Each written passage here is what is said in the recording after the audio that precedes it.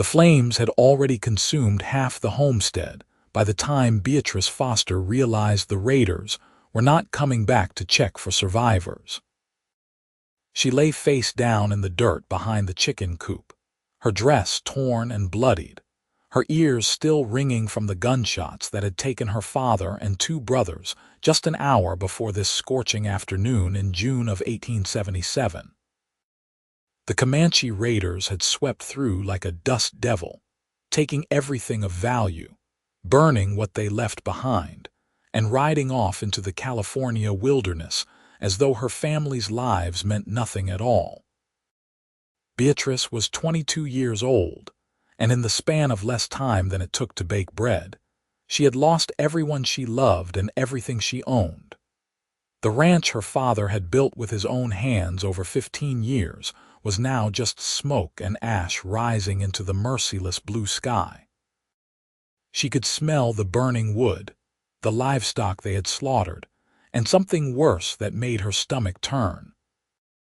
When she finally found the courage to lift her head, the sun was beginning its descent toward the western mountains, painting the sky in shades of orange and red that mocked the horror below. Her hands shook as she pushed herself up from the ground. Blood had dried on her temple where one of the raiders had struck her with a rifle butt, leaving her for dead. Her vision swam, but she forced herself to stand to look at what remained. The house was gone. The barn was a skeleton of burning beams. The bodies of her father and brothers lay where they had fallen, and she knew she needed to bury them before the coyotes came. But she had no shovel, no strength, and no idea how she would survive even one more day. She was standing there, swaying on her feet and trying to form a coherent thought when she heard the sound of hooves. Terror shot through her like lightning, and she looked around desperately for somewhere to hide, but there was nowhere left. If the raiders had returned, she would die here with her family. Perhaps that would be a mercy, but the rider who emerged from the dust was not a Comanche warrior. He was a cowboy, tall and lean in the saddle, wearing a worn hat and a cautious expression. He pulled his horse to a stop about 30 feet away, his hand resting on the revolver at his hip, his eyes taking in the destruction with the kind of weariness that said he had seen this before. "Miss," he called out, his voice rough but not unkind. "Are you hurt bad?" Beatrice tried to answer, but her voice came out as a broken whisper. Her legs gave out, and she felt herself falling. The cowboy was off his horse in an instant, moving faster than she would have thought possible. He caught her before she hit the ground, strong arms steadying her weight.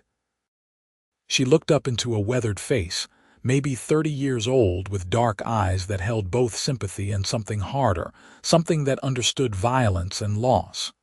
"I have got you," he said quietly. "You are safe now." She wanted to laugh at that, safe. There was no such thing anymore. But instead she started to cry, great heaving sobs that shook her entire body. The cowboy held her through it, patient and solid, until the worst of the storm had passed. "My name is Wade Keller," he said when she had quieted. "I was riding through when I saw the smoke. I am sorry I did not get here sooner." "They are dead," Beatrice managed to say. "My father, my brothers. Thomas was only 17. They shot him when he tried to run for the rifle." Wade's jaw tightened. "I am sorry for your loss, miss, truly, but we cannot stay here. Those raiders might come back, and you need water and medical attention." "I cannot just leave them," she protested weakly. "I will help you see to them properly," Wade promised. "But first, you need to sit down and drink some water before you pass out again." He guided her to a section of fence that was still standing and helped her sit. From his saddlebag, he produced a canteen, and she drank gratefully, the water cool and clean against her parched throat. While she drank, Wade walked around the property, his expression growing grimmer with each step. He found a shovel that had somehow survived the flames, and without asking permission, he began the grim work of burial. Beatrice watched him through a haze of shock and exhaustion. This stranger, this cowboy who owed her nothing, was digging graves for her family in the hard California earth as the sun set behind the mountains. He worked steadily for hours, never complaining, never stopping except to drink water or wipe the sweat from his face.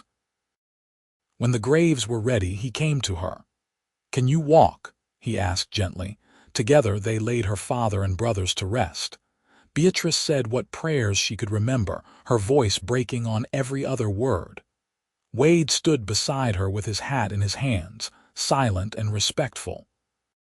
When it was done, he marked each grave with stones and a crude cross made from burned wood. "You have any family nearby?" Wade asked as darkness fell completely. "Anyone who could take you in?" Beatrice shook her head. "My mother died of fever 5 years ago. We came out here from Missouri to start fresh. There is no one." Wade was quiet for a long moment, studying her in the moonlight. "I have a small place about 10 miles north of Riverside," he said finally. "It is not much, just a cabin and a few acres where I run some cattle.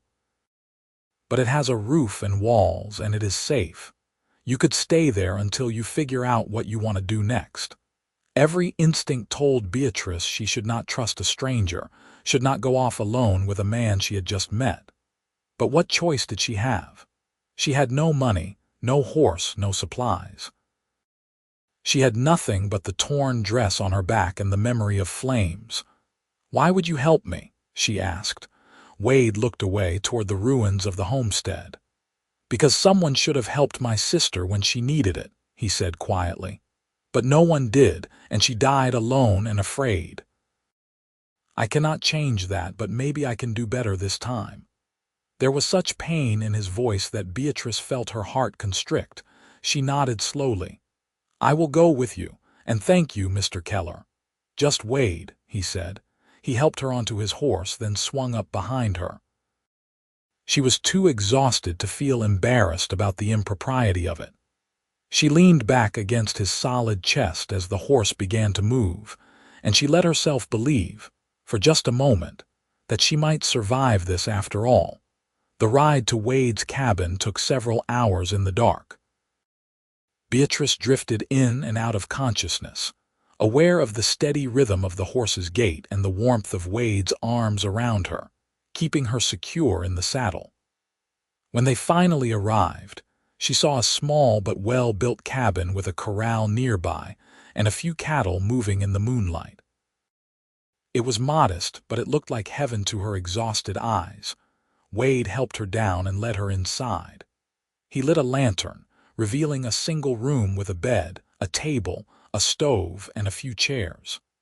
Everything was neat and orderly, the home of a man who lived alone and took care of his things. "You take the bed," Wade said. "I will sleep outside." "You do not have to do that," Beatrice protested. "This is your home." "You have been through hell today," Wade said firmly. "You need real rest. I will be right outside the door. No one will hurt you again." He brought her a basin of water and a clean cloth so she could wash the blood from her face and hands. He gave her one of his shirts to sleep in since her dress was ruined. Then he took a blanket and his rifle and went outside, settling down on the porch with his back against the door. Beatrice changed into the shirt with shaking hands, then crawled into the bed. It smelled like leather and wood smoke, and something distinctly masculine. She should have felt frightened or uncomfortable, but instead she felt safer than she had since the moment she heard the first war cries that afternoon. She closed her eyes and let exhaustion pull her under. She woke several times during the night, gasping from nightmares of flames and screaming. Each time she heard Wade's voice from outside, low and calm. "You are safe, Miss Foster. I am right here. Nothing is going to hurt you." And each time she believed him and fell back asleep. When dawn broke, Beatrice woke to the smell of coffee and bacon. She sat up slowly, her body aching from yesterday's trauma, and looked around the cabin with clearer eyes. In the daylight, she could see more details. the rifle mounted above the door, the books on a small shelf, the photograph of a young woman who must have been Wade's sister. She stood and walked to the door, pushing it open. Wade was crouched by a fire, cooking breakfast. He looked up when he heard the door and nodded to her. "How are you feeling?" he asked. "Like I was trampled by horses," Beatrice admitted. "But better than yesterday." "That is a start." Wade poured her a cup of coffee and handed it to her. "You should eat something. Then we can talk about what comes next." They ate in companionable silence, and Beatrice found herself watching Wade curiously. He moved with the easy confidence of a man who was comfortable in his own skin. But there was a sadness in his eyes that she recognized, because she felt it too. He was handsome in a rough-hewn way, with dark hair that needed a trim and a scar along his jaw that suggested a hard life. After breakfast, Wade cleared his throat. "I have been thinking," he said. "You are welcome to stay here as long as you need. I know you have lost everything and you need time to figure out your next move. I can sleep in the barn and you can have the cabin." "I cannot take your home from you," Beatrice said immediately. "You are not taking it, I am offering it." Wade met her eyes steadily. "Look, I know we are strangers and I know this is not proper by any measure, but you need help and I can provide it. No strings attached. When you are ready to move on, whether that is in a week or a month, I will help you get wherever you want to go." Beatrice felt tears prickling her eyes again. "I do not understand why you are being so kind to me." "Maybe I am just tired of seeing people suffer when I could do something about it," Wade said simply. He stood and picked up his hat. "I've got cattle to check on. You rest today. There are books if you want to read and food in the cupboard. I will be back before dark." He saddled his horse and rode off, leaving Beatrice alone with her thoughts. She spent the day in a daze, alternating between grief and numbness. She found herself looking at the photograph of Wade's sister, wondering what had happened to her. The young woman in the picture had a bright smile and hopeful eyes. She looked like she had been about Beatrice's age. When Wade returned that evening, he carried a bundle wrapped in brown paper. "I went into Riverside," he said. "Bought you a few things. A dress, some undergarments, a brush." I guessed at the sizes. Beatrice took the bundle, overwhelmed. "You did not have to do that."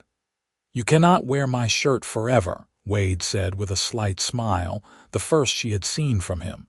It transformed his face, making him look younger and less careworn. "Besides, I figured you would want to feel human again." That night, Wade again slept on the porch with his rifle across his lap, and the next night, and the next. It became a routine. During the days, Wade worked his small ranch and Beatrice began to help where she could. She cooked meals, mended his clothes, tended a small vegetable garden behind the cabin.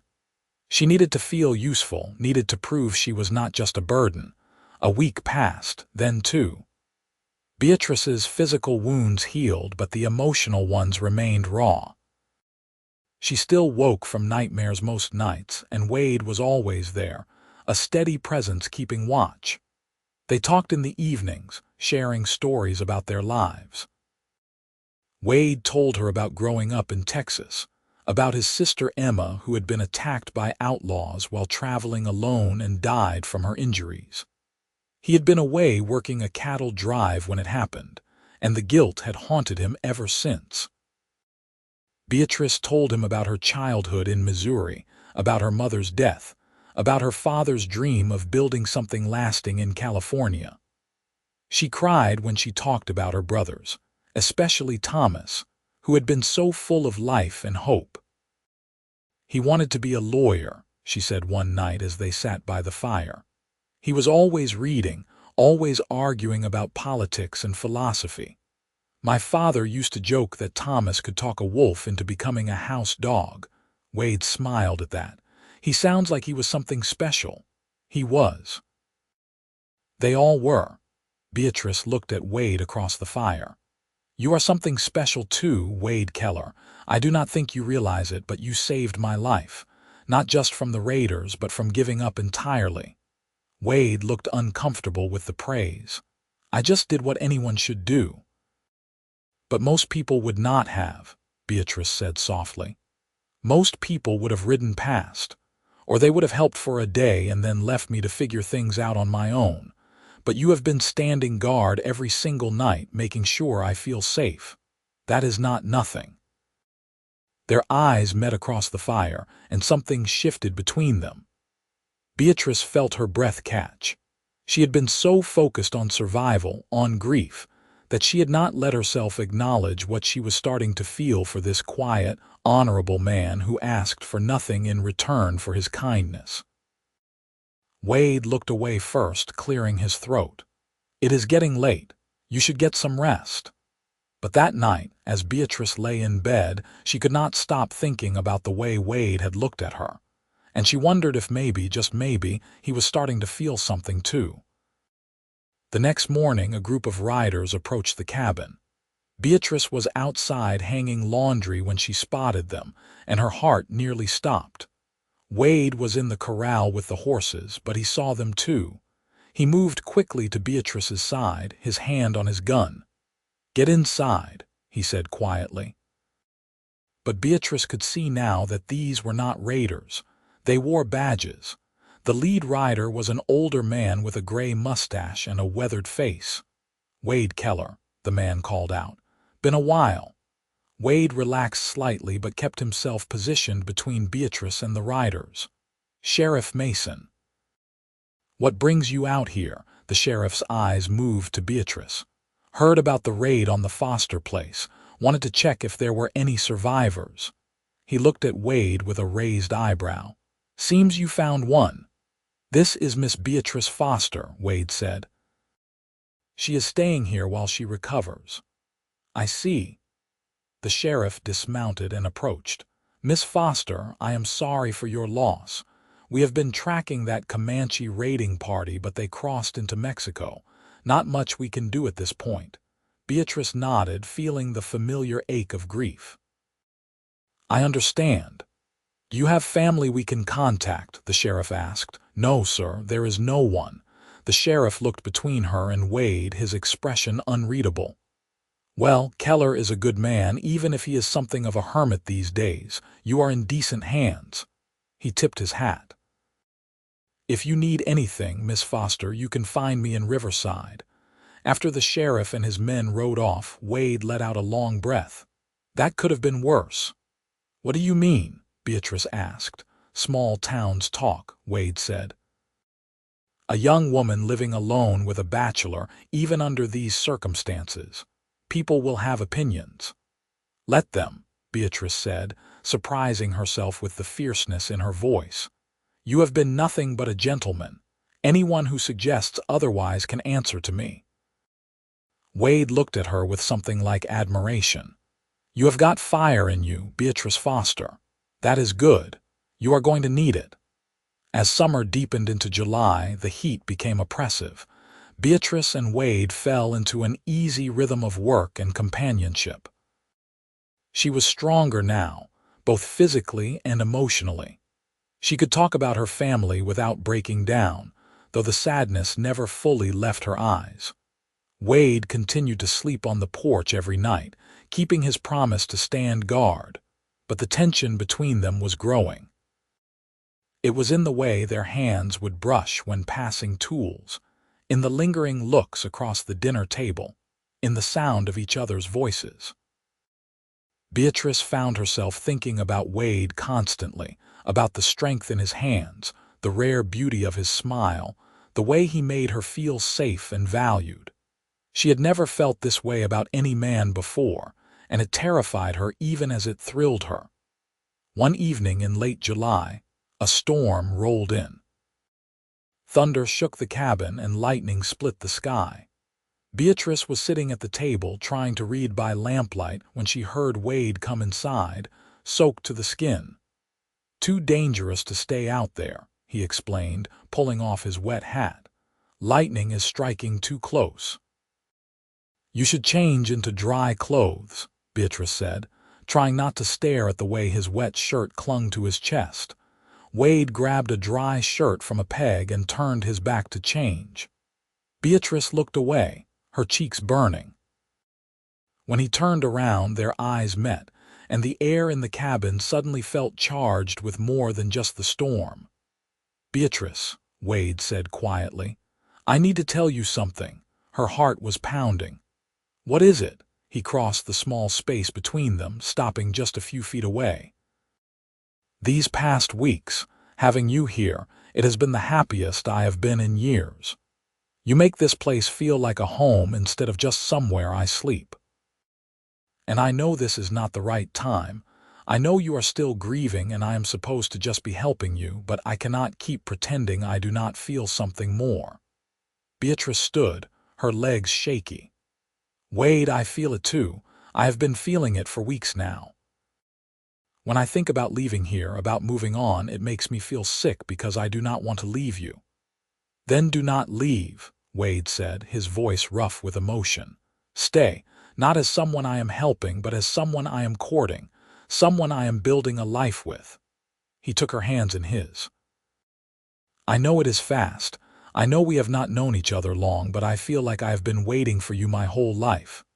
Beatrice felt tears streaming down her cheeks, but for the first time in weeks, they were not tears of grief. "I want that," she whispered. "I want all of that, with you." Wade pulled her into his arms, and she went willingly, pressing her face against his chest and listening to the steady beat of his heart. His arms wrapped around her, strong and secure, and she felt something inside her that had been broken begin to mend. "I will be good to you," Wade promised, his voice thick with emotion. "I swear it on everything I hold sacred. I will protect you and provide for you and do everything in my power to make you happy." "You already make me happy," Beatrice said, pulling back to look up at him. "You gave me a reason to keep living when I thought I had none left. That is everything." Wade cupped her face in his hands, his thumbs brushing away her tears. "Can I kiss you?" "Yes," Beatrice breathed. The kiss was gentle at first, tentative, as though they were both afraid of breaking something precious. But then it deepened, becoming something more urgent, more desperate. It was a kiss that spoke of loneliness ending, of finding home in another person, of two broken people discovering they could heal together. When they finally pulled apart, both breathing hard, Wade rested his forehead against hers. "I love you, Beatrice." "I know it is too soon to say it, but it is true." "I love you too," Beatrice said, and she realized with wonder that she meant it completely. "I love you, Wade Keller." That night, Wade still slept on the floor, but he slept inside the cabin. They were doing this properly, he insisted.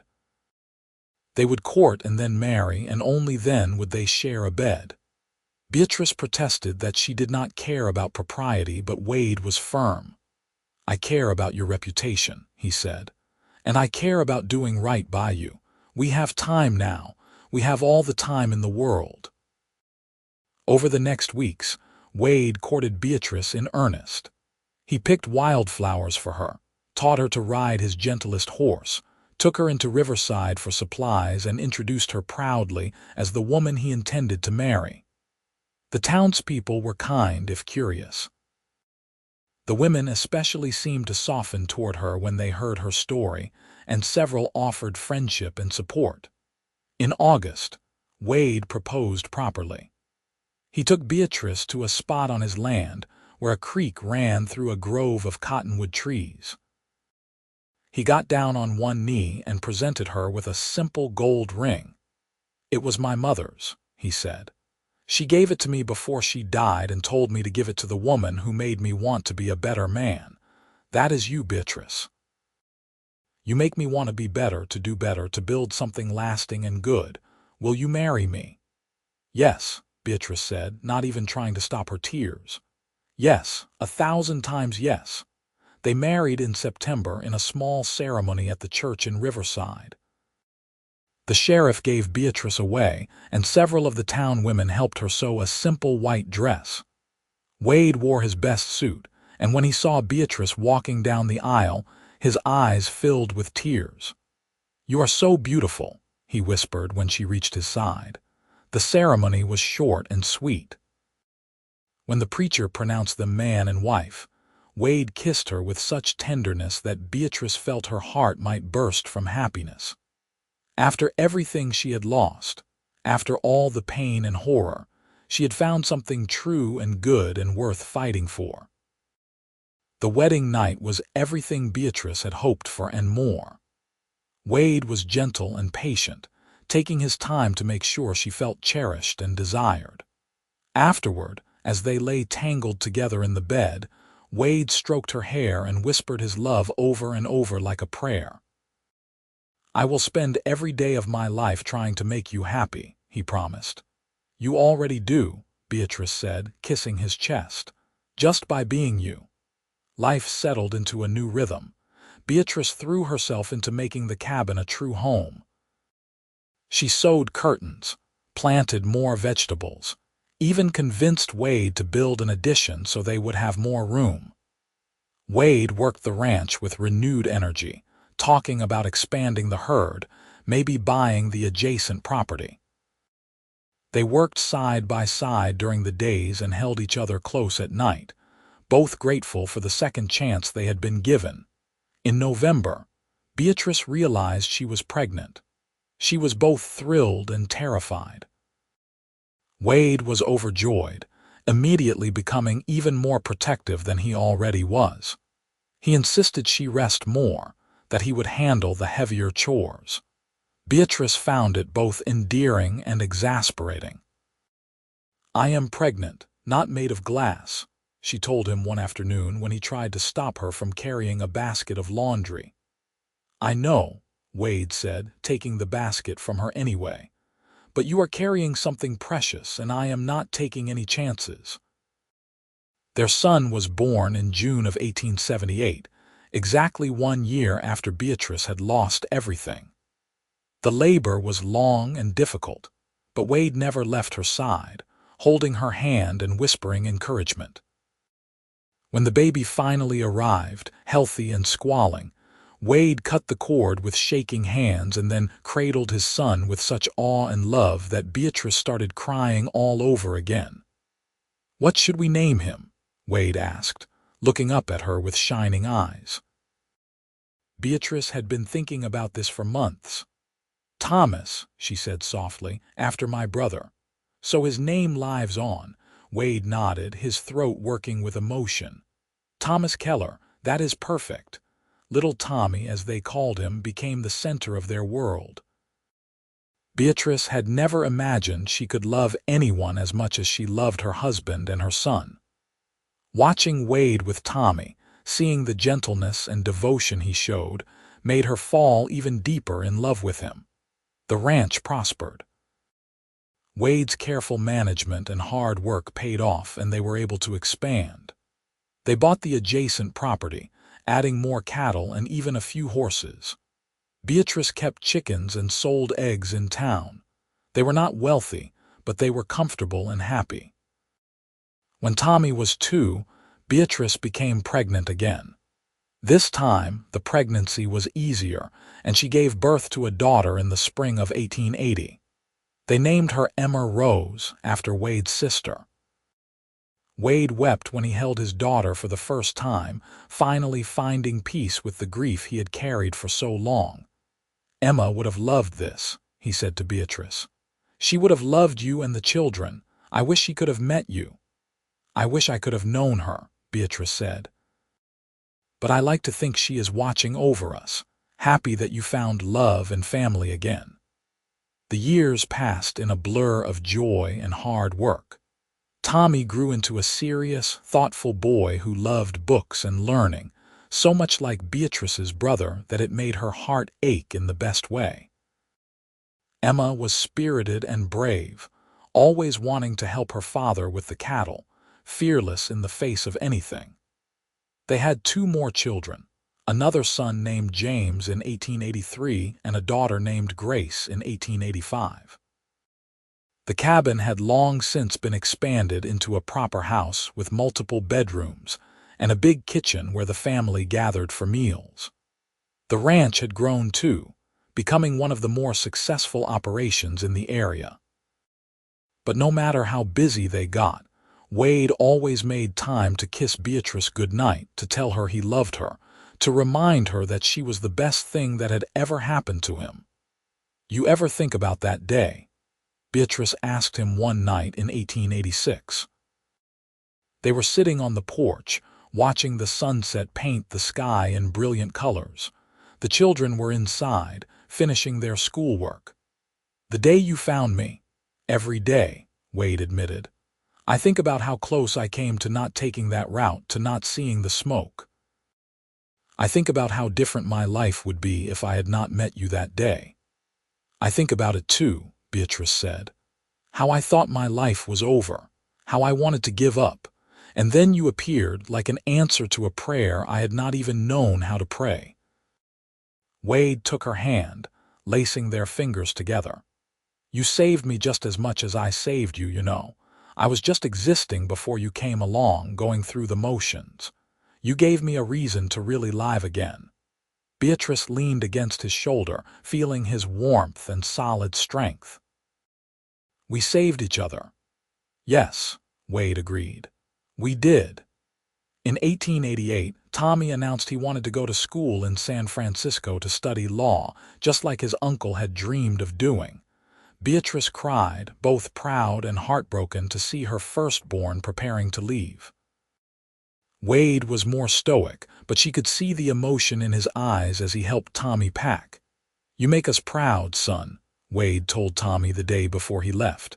"Your uncle would have been proud too." "I will make you all proud," Tommy promised, "and I will come home as often as I can." Emma declared she wanted to stay and run the ranch, which delighted Wade to no end. James wanted to be a veterinarian, fascinated by the animals. Grace, at 3 years old, was still too young to know what she wanted, but she showed signs of being artistic, always drawing pictures of the family and the ranch. As Beatrice watched her children grow and chase their dreams, she often marveled at how much her life had changed. From the ashes of tragedy, she had built something beautiful. She had found love with a man who kept his promises, who had stood guard not just those first weeks but every day since, protecting their family and their happiness with quiet dedication. In 1892, on their 14th wedding anniversary, Wade surprised Beatrice with a trip to San Francisco to visit Tommy, who was now in his 3rd year of law school. It was the first time they had left the ranch for more than a day or two, and Emma insisted she could handle everything with James's help. San Francisco was overwhelming and exciting. Tommy took them to see the sights, showing off the city with the enthusiasm of someone who had fallen in love with a place. He introduced them to his friends, including a young woman named Margaret whom he clearly admired. Beatrice watched her son navigate this sophisticated world with pride, and just a touch of wistfulness for the little boy he had once been. On their last night in the city, Wade took Beatrice to dinner at a fancy restaurant. She wore a new dress they had bought at a shop, and Wade wore a suit that made him look distinguished and handsome.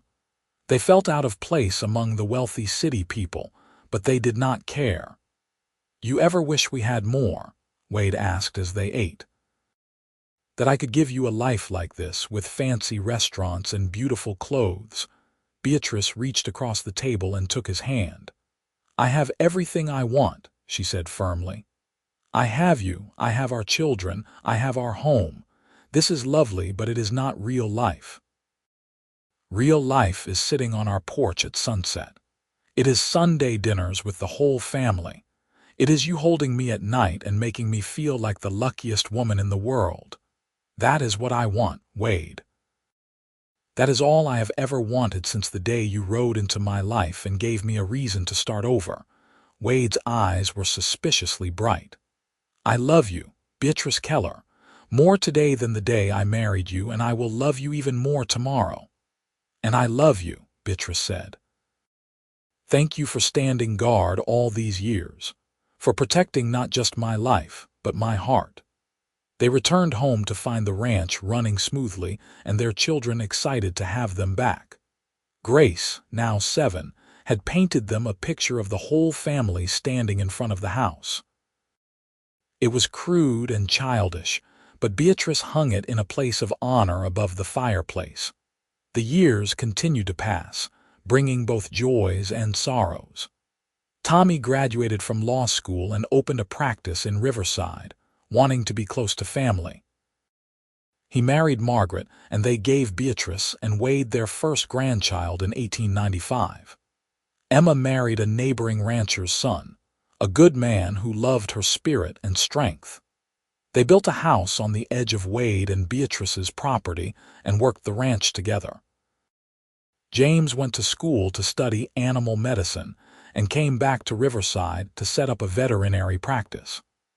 Grace became a teacher, beloved by her students for her creativity and kindness. All 4 children stayed close to home, building their own lives but remaining tightly connected to their parents and each other. In 1900, on the first day of a new century, the entire extended family gathered at the ranch for a celebration. There were now 8 grandchildren running around, filling the house with laughter and chaos. Beatrice and Wade, both in their 40s now, sat on the porch and watched the scene with deep contentment. "We did good," Wade said, putting his arm around Beatrice. "We did better than good," Beatrice said. "We built something lasting, something beautiful. Out of tragedy and loss, we created all of this." She gestured to the children playing, the thriving ranch, the family that had grown from just the 2 of them. Wade pulled her closer and kissed her temple. "Every night for those first few weeks when I sat on this porch keeping watch, I imagined something like this. A future where you were happy and safe. But I never imagined I would be lucky enough to be part of it." "You were always going to be part of it," Beatrice said. "From the moment you caught me when I was falling, you became part of my story. The best part." As the sun set on that first day of a new century, Beatrice reflected on the 23 years that had passed since that terrible day in June when she had lost everything. The grief of losing her father and brothers had never completely disappeared, but it had softened over time, becoming a bittersweet memory rather than a raw wound. She had learned that love did not erase loss, but it could transform it into something bearable, even meaningful. She thought about all the nights Wade had stood guard, first literally on the porch with his rifle, and then figuratively throughout their marriage, always watching over her and their family with unwavering devotion. He had kept his promise to help her start over, and in doing so, he had given her not just survival but a rich, full life beyond anything she could have imagined in those dark days after the raid. "What are you thinking about?" Wade asked, noticing her faraway expression. "About how lucky I am," Beatrice said. "About how the worst day of my life led me to the best thing in my life. About how sometimes the endings we think will destroy us are actually just beginnings in disguise." Wade tightened his arm around her. "That is a beautiful way to look at it." "It is the truth," Beatrice said. "You showed me that life goes on, that happiness is possible even after devastating loss. You gave me that gift, Wade, and I will be grateful for it every day I have left." Their youngest grandchild, Emma's daughter Sarah, came running up to the porch then, her face flushed with excitement. "Grandma, Grandpa, come see what we are doing. We are acting out the story of how you met." Beatrice and Wade exchanged amused glances and let Sarah pull them inside. The children had created an elaborate play, with the older kids directing the younger ones. They had heard the story of their grandparents meeting many times, and it had taken on an almost mythical quality in their minds. The tale of the cowboy who saved the grieving woman and stood guard every night until she healed, and how they fell in love and built a family together. watching her grandchildren act out the story of her life. Beatrice felt overwhelmed with emotion. This was her legacy. These beautiful children who existed because a kind cowboy had chosen to help a stranger in need. Because love had grown in the space where tragedy had tried to take root. Because two broken people had chosen to heal together rather than remain alone in their pain. That night, after all the guests had gone home and the house was quiet, Beatrice and Wade prepared for bed. It was a routine they had performed thousands of times, but it never felt mundane. Wade still looked at her with the same tenderness he had shown that first night, when he had given her his bed and slept on the porch to keep her safe.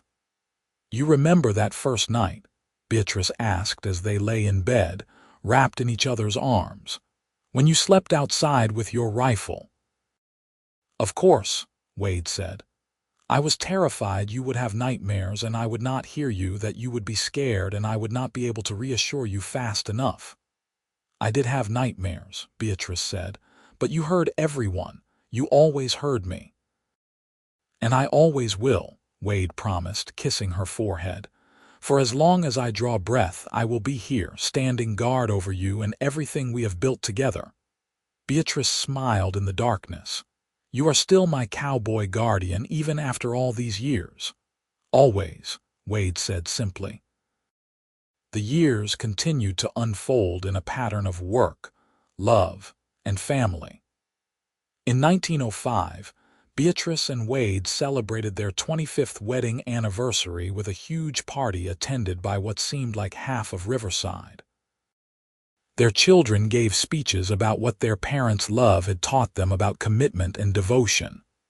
Their grandchildren, now numbering 12, performed songs and recitations. When it was Wade's turn to speak, he stood with his arm around Beatrice and looked out at the crowd of people who had come to celebrate with them. "25 years ago, I married the bravest woman I have ever known," he said. "She had lost everything, but she did not give up. She chose to keep living, to keep loving, to build something new from the ruins. She could have let tragedy define her, but instead, she let it strengthen her. And I have been honored every single day to stand beside her and watch her bloom." There was not a dry eye in the house, including Beatrice's.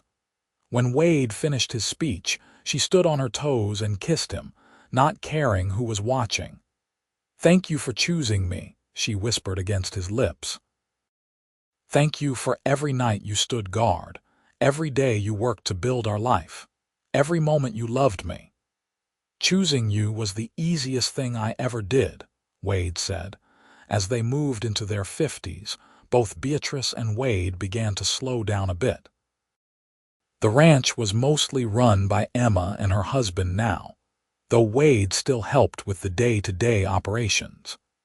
Beatrice had more time to pursue interests she had set aside during the busy years of raising children.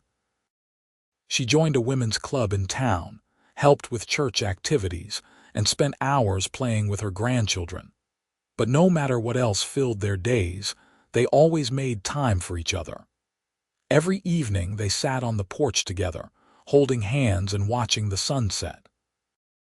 Every night they went to bed together, wrapped in each other's arms. Every morning they woke up grateful for another day together. In 1910, on a warm June evening, Beatrice realized it was the anniversary of the raid. 33 years had passed since that terrible day. She was 55 years old now and Wade was 63. They had lived more years together than she had lived before meeting him. "I want to go back," she told Wade that evening. "To where the homestead was. I want to see it one more time." Wade looked concerned. "Are you sure?" "I do not want it to bring back bad memories." "I am sure," Beatrice said. "I need to see it. I need to remember where I came from, to honor my father and brothers properly, and I want you there with me." The next day they rode out to the site of the old Foster homestead. Nature had long since reclaimed most of it. Where the house and barn had stood were now just faint depressions in the ground, overgrown with grass and wildflowers. The graves were still there, though, marked with stones that Wade had carefully maintained over the years without telling her. Beatrice knelt beside her father's grave, running her fingers over the stone. "Papa," she said softly, "I hope you can see what my life became. I hope you know that I survived, that I found love and happiness, that your grandchildren are thriving. I miss you every day, but I am okay now. More than okay. I wanted you to know that." She moved to Thomas's grave next, then Benjamin's. At each one she spoke of her life, of her children and grandchildren, of the love she had found with Wade. She cried, but they were not the desperate, anguished tears of that first terrible day. They were tears of remembrance, of love that transcended death. Wade stood quietly beside her through all of it, his hand on her shoulder, his presence a comfort and a reminder of everything she had gained even as she mourned what she had lost. "Thank you for bringing me here," Beatrice said when she was ready to leave. "And thank you for taking care of their graves all these years. I did not know you did that." "They were your family," Wade said simply. "That makes them mine too. I wanted to honor them, to show them that I took care of their daughter, that I kept my promise to help her start over." Beatrice turned to him, cupping his weathered face in her hands. "You did more than help me start over, Wade Keller. You gave me a reason to live. You stood guard not just for those first weeks, but every day since. You have been my protector, my partner, my great love. And I would go through every bit of that terrible day again if it meant finding you at the end of it." Wade pulled her close, and they held each other among the wildflowers and memories. Two people who had found each other in the darkest of times and built a life filled with light. They rode back to the ranch as the sun began to set, painting the California sky in brilliant shades of orange and gold. When they arrived home, they found the house full of family. Their children had organized a surprise gathering, knowing this was a difficult anniversary for their mother. Tommy had brought his whole family. Emma and her husband were there with their children. James arrived with his wife and their brood. Grace came with her husband and their 3 little ones. The house was full of noise and love and life, a living testament to the fact that tragedy did not have the final word. That night, after everyone had gone home or gone to bed, Beatrice and Wade sat on their porch one more time. The stars were brilliant overhead, and a warm breeze carried the scent of the wildflowers Beatrice had planted around the house. "You know what I love most about our story?" Beatrice asked. "What?" Wade said, his arm around her shoulders. "That it did not end that day the raiders came. It could have. It should have by all rights. But instead it was just beginning, because you chose to help a stranger, because you stood guard every night until I felt safe again, because we fell in love and built this beautiful life together." She gestured to the house behind them, to the ranch spreading out around them. "This is what victory over tragedy looks like. This is what happens when good people choose kindness, when broken people choose healing, when love is given a chance to grow." Wade kissed the top of her head. "I used to think I was the one doing the saving," he said. "But you saved me just as much, Beatrice. Maybe more. You gave me purpose again. You gave me a family. You gave me a reason to believe in second chances and new beginnings. You are the best thing that ever happened to me." "And you are the best thing that ever happened to me," Beatrice said. "My cowboy who stood guard, my protector, my partner, my love." They sat in comfortable silence, listening to the night sounds, feeling the peace that came from a life well lived and love well given. Inside the house, their grandchildren slept safely in their beds. Across the property, their children built their own lives and loves. And here on this porch, in each other's arms, Beatrice and Wade held the center of it all.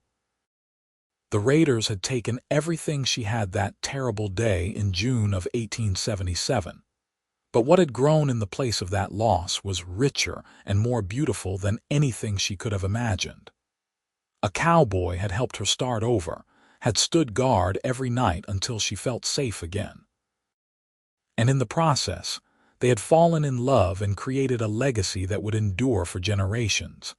As Beatrice drifted off to sleep that night, secure in Wade's arms, her last thought was one of profound gratitude, for second chances, for healing, for love that transformed tragedy into triumph. And most of all, for the cowboy who had ridden into her darkest day and brought with him the promise of all her brightest tomorrows.